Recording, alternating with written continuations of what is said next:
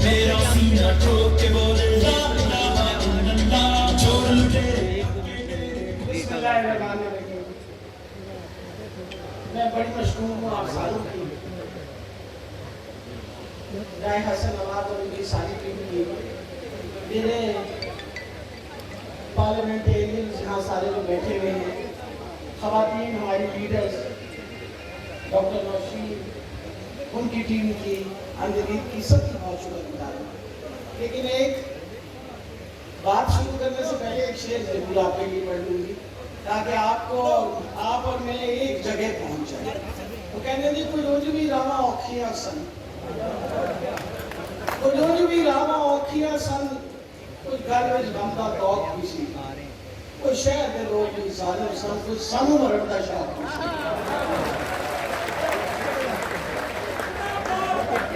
ये राणा सनाउल्लाह जो है ना, इसको पता ही नहीं है हमारा। इस राणा सनाउल्लाह के जो पीछे बख्तरबंद गाड़ियों के और पुलिस की फोर्स के पीछे छुपा हुआ है ना, इसको हर मर्तबा मैं कहती हूँ तू बाहर का निकल तो तेनों से दसांगे तेना नसीब है। बहुत मेहनत कश, और आज आपका हमारे साथ आके अपने कामों को विड्रॉ करके आज मेजर सदर के साथ जो आप खड़े हो गए, हम तहे दिल से आपके मशहूर हैं। और मैं आपको बताऊं यही वजह होती है कि पार्टी मजबूत से मजबूत होती चली जाती है। ऐसी कुर्बानियां हम सबको देनी पड़ती है। मैंने तो एक पीपी का हल्का तैयार किया था, तो 2013 के इलेक्शन में खान साहब ने फरमाया कि आप 117, 118 और 120 इन तीनों हल्कों में अपने कागज जमा करवा दें नेशनल असेंबली को। मैं परेशान है कि पहली दफा मैं इलेक्शन में लगी हूँ सर, ये 3 हल्कों में मैं क्यों इलेक्शन लड़ूंगी? उन्होंने कहा नहीं, जहाँ से नवाज शरीफ खड़ा होगा आपने वहाँ से इलेक्शन लड़ना। मैंने मुस्कुरा के उनको देख के कहा सर आपको कुर्बानी का बकरा नहीं मिला, आपने बकरी ढूंढी। और आगे से हंस के बोले, उन्होंने कहा डॉक्टर साहिबा मैं खड़ा तो किसी को भी कर दूंगा, लेकिन लड़ेगा कोई और नहीं। आप खड़ी होंगी तो मुझे ये यकीन है कि आप लड़ेंगे। और मैंने ये बात उनको प्रूव करके दी। यानी आज वो हल्का जिसको नूर लीग का किला कहते थे, वहाँ उनके अपने घर वाले इलेक्शन लड़ने से घबराते हैं और डरते हैं। पिछली दफा ये बेईमानों के साथ नहीं खड़ी होनी चाहती। और हम जब छोटे हुआ करते थे तो वो एक कहावत सुना करते थे, फूट पड़े वो सोना जिससे टूटे कान।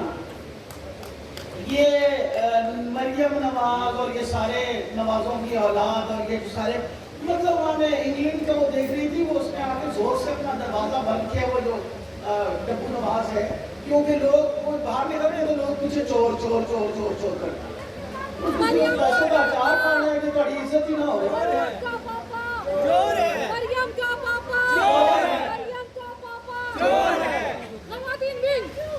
अब मैं आपको आखिर में ये बताना चाहती हूँ कि आज हम सब किस चीज़ के लिए खड़े हैं। कई दफा लोग मुझे कहते हैं कि अब मेरी उम्र आ गई है कि मैं आराम करूँ। मैंने उनसे कहा आराम मैं करूँगी मरने के बाद। जब तक मैं जिंदा हूँ और जब तक मेरी आखिरी सांस है, इस पाकिस्तान की बका का जंग जो है ना, वो हमने इंशाल्लाह मुसलसल लड़ी है। अगर आपकी बूढ़ी माँ लड़ सकती है तो आप लोगों को तो कोई मसला ही नहीं होना चाहिए। आप तो यहाँ आज यूथ जो बैठा हुआ है, ईमानदार हक हलाल की रोजी खाने वालों का शहर है सही।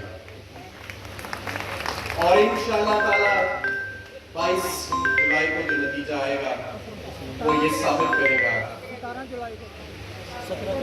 जुलाई को जो फैसला आएगा वो इंशाअल्लाह ताला साबित करेगा कि साहिवाल पाकिस्तान तहरीके इंसाफ का किला है, खुददार पाकिस्तानियों का शहर है और उन लोगों को पसंद करता है जो बुरे वक्त में अपने मुसरों को नहीं छोड़ते। आपस के इख्तलाफात को भूल कर, आपस के इख्तलाफात को भूल कर, ये इलेक्शन सिर्फ मेजर गुलाम सरवर का इलेक्शन नहीं है, ये इलेक्शन हम सब का इलेक्शन। ये राय हसन नवाज का, राय मुर्तजा का, आदिल गुजर का इलेक्शन नहीं है, ये नौरेज शकूर का इलेक्शन नहीं है, ये इमरान खान का भी इलेक्शन नहीं है, ये हमारे बच्चों की मुस्तकबिल का फैसला चीचा वतनी में होने जा रहा है।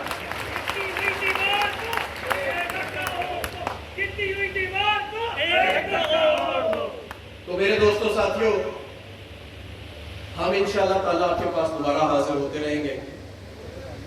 मुझे इस चीज पर